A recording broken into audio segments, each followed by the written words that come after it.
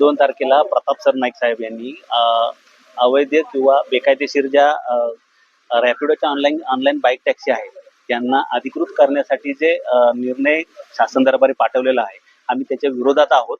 आणि यांच्या ह्या निर्णयामुळे आमच्याकडे जे आमचे टॅक्सी चालक मालक आहेत, रिक्षावाले आहेत, रॅपिडो ऑनलाईन आमचे कॅबवाले आहेत ना, यांचं अत्यंत नुकसान होत आहे. आणि आज आम्ही सरकारच्या विरोधात, सरकारला जाग येण्यासाठी, कारण हे झोपलेलं गेंड्याच्या कातीतील सरकार आहे, यांना अशी जाग येत नाही, त्यासाठी सर्वसामान्यांना रस्त्यावर उतरावं लागतंय. आज आम्ही रस्त्यावर उतरून निषेध व्यक्त करतो. छत्रपती शिवाजी महाराज चौकामध्ये जाऊन आम्ही आमचा मोर्चा तिथे सरकारच्या विरोधात रोष व्यक्त करून तिथून पुढचं जे आमचं नियोजन आहे ते मंत्रालयावर आहे.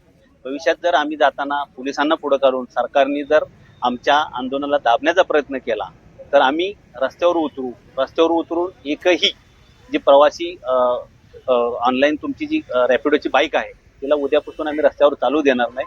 आमच्या काही मागण्या आहेत, आम्ही त्या लेखी स्वरूपात सरकारला पाठवलेल्या आहेत, मंत्र्यांना पाठवलेल्या आहेत. त्या आम्ही छत्रपती शिवाजी महाराज चौकात आपल्या माध्यमातून वाचून जाऊ सांगणार आहे की आमचं काय दुखणं आहे, आम्हाला काय त्रास होतो, आमच्या काय मागण्या आहेत. त्या मागण्या सरकारने जर येत्या 2 दिवसात मान्य केल्या नाहीत आणि आम्हाला जर समजा आमच्या संघटनांना महाराष्ट्रातल्या सगळ्या जर तिथं बोलवलं नाही चर्चेसाठी, तर येत्या 2 दिवसामध्ये आमचं खळखटाक चालू होणार. तर या विषय असा आहे की सरनाईक साहेबांना कसं आहे, ते ठाण्याचे आहेत स्वतः, म्हणजे मी तुमच्या माध्यमातून सांगतो की स्वतः रिक्षावाले असताना उपमुख्यमंत्री ते रिक्षावाले आहेत आणि त्यांना रिक्षावाल्यांचं टॅक्सीवाल्यांचं जर दुखणं कळत नसेल तर हे महाराष्ट्राचं दुर्भाग्य आहे.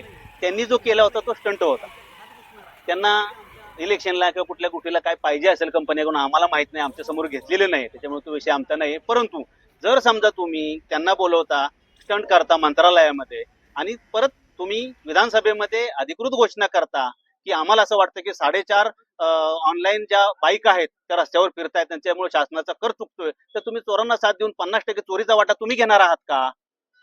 हे जे काही विषय आहेत हे चुकीचे आहेत. आणि एका रात्रीत सरनाईक साहेबांना असा काही साक्षात्कार झाला की आपल्याला त्यांना अधिकृत केलं पाहिजे. अहो, जे वर्षानुवर्षे इथे रोजीरोटी आज सगळी वाहतूक व्यवस्था सुरळीत करतायत आणि लोकांची सेवा करतायत आणि शासनाचा कर भरतायत, तुम्ही त्यांना फाट्यावर मारताय. आणि जे अवैध आहेत त्यांना तुम्ही वैध करण्याचा जो प्रयत्न करताय त्याच्या विरोधात आमचं हे आंदोलन आहे. आमचं आंदोलन कुठल्याही वाईट किंवा चुकीच्या प्रवृत्ती विरोधात नाहीये, तर आमचं आंदोलन आमच्या हक्कासाठी आहे, आमच्या मागण्यासाठी आहे. आज आम्ही सहकुटुंब सहपरिवार या आंदोलनात सामील झालेलो आहोत. त्या ताई माझ्या बरोबर आहेत, त्यांचे मिस्टर स्वतः टॅक्सी चालवतात.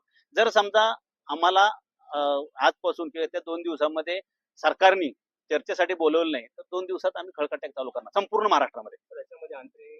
आणि माननीय न्यायालय, उच्च न्यायालय, सर्वोच्च न्यायालय यांचे माझ्याकडे अधिकृत हे आहेत, रिट पिटिशन आहेत, ज्याच्यामध्ये रॅपिडो ऑनलाईन बाईक टॅक्सीचे सगळे मुद्दे त्यांनी उडवलेले आहेत.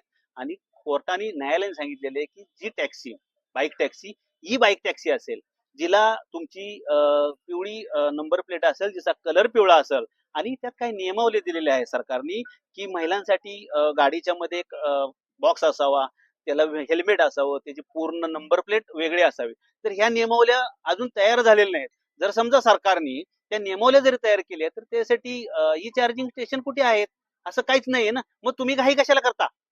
तुम्ही जे न्याय आणि विधी विभागाला जो प्रस्ताव पाठवलेला आहे ना की ई बाईक टॅक्सीला आपण अधिकृत करा म्हणून, तर तो तुम्ही थांबवा.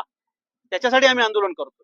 तुम्ही नको ते उद्योग करू नका. आणि तुम्ही स्वतः टॅक्सीवाले होता, तुम्हाला हे दुःख कळलं पाहिजे. आम्ही सांगून आक्रोश करायची वेळ तुम्ही आमच्यावर येऊ देऊ नका. जर समजा तुम्ही आमचं ऐकलं नाही ना तर आम्ही कुणाला सुट्टी देणार नाही.